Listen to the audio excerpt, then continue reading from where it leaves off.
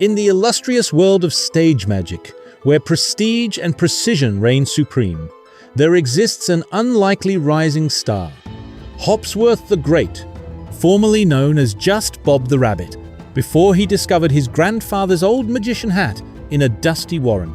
Standing at a magnificent 12 inches tall, 14 with the ears, Hopsworth represents the first and only rabbit to ever receive a membership in the prestigious International Brotherhood of Magicians. Though, to be fair, they thought his application was a joke, and by the time they realized their mistake, he'd already hopped through all the paperwork loopholes.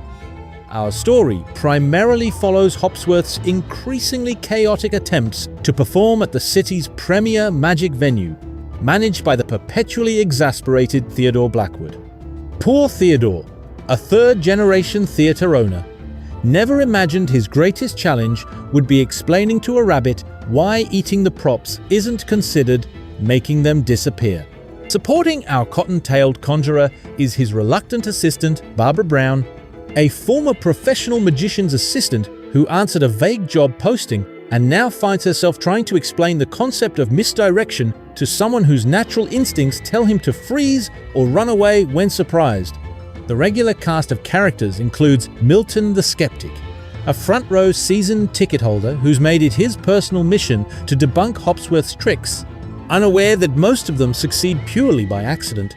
Then there's Mrs. Fitzgerald, the elderly theatre patron who keeps bringing carrots to every show, much to Hopsworth's professional dismay and biological delight. What unfolds at the Magnificent Mysteries Theatre isn't just a magic show. It's an exercise in controlled chaos, where the line between intentional illusion and accidental success becomes increasingly blurred. After all, traditional magic takes on a whole new meaning when your magician's natural instincts include thumping their foot rapidly when nervous and occasionally eating the evidence. And so begins the tale of Hopsworth the Great, who's about to discover that pulling a rabbit out of a hat is significantly more complicated when you are the rabbit. The thing about being a rabbit magician is that certain traditional tricks take on entirely new challenges. Take, for instance, Hopsworth's attempt at the classic soaring the assistant in half illusion.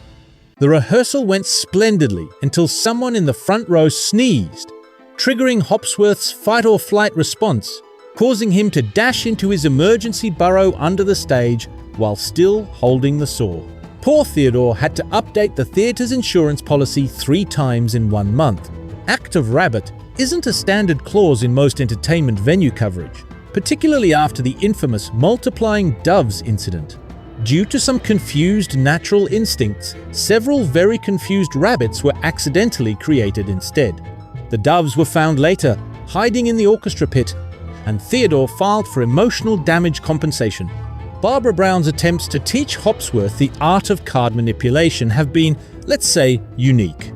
Paw dexterity isn't quite the same as hand dexterity, and pick a card, any card, becomes significantly more challenging when your assistant constantly stops you from eating the deck.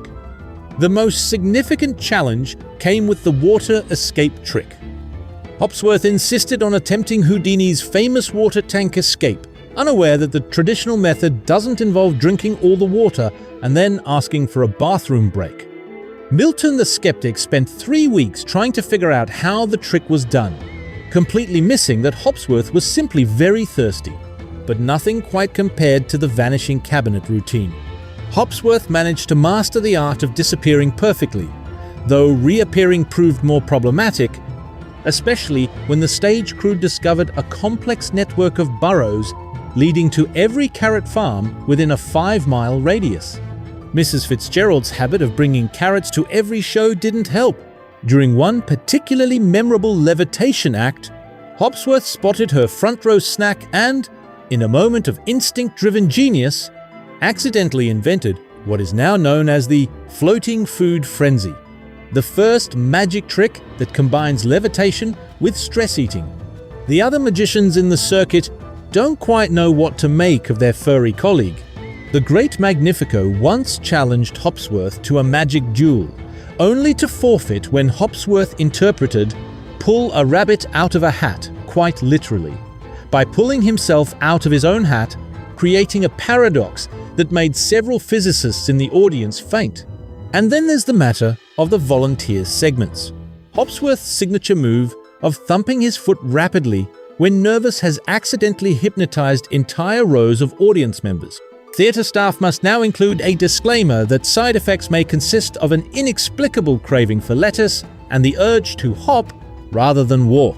Yet, against all odds and natural laws, tickets to the magnificent Hopsworth continue to sell out.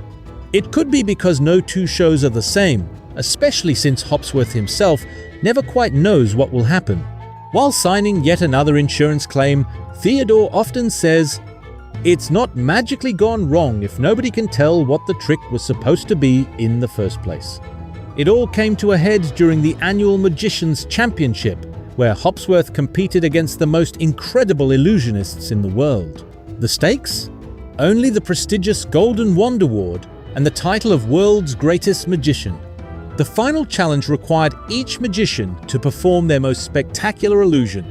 While his competitors prepared elaborate stage mechanisms and synchronized drone shows, Hopsworth simply hopped onto the stage, wearing his grandfather's oversized top hat and carrying what appeared to be, yes, indeed, a human-sized magician's hat.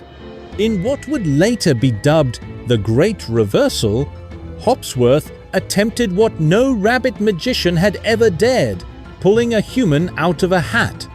The audience watched in bewildered silence as our furry friend circled the hat 3 times, wiggled his ears in concentration, and then successfully pulled Theodore Blackwood, his long-suffering theatre manager, out of the hat, though to this day no one is quite sure if it was actually magic or if Theodore had simply fallen into one of Hopsworth's many emergency burrows that happened to connect to the hat. And so, in a twist that sent the magic community hopping mad, Hopsworth the Great became the first rabbit to win the Golden Wand Award, which he promptly tried to eat, thinking it was a fancy carrot. The moral of the story? Sometimes the greatest magic is simply being yourself, even if that means being a rabbit who occasionally eats the evidence. And as for Theodore, he finally gave up explaining the difference between magic tricks and rabbit habits. After all, as he now likes to say, any sufficiently advanced rabbit is indistinguishable from magic.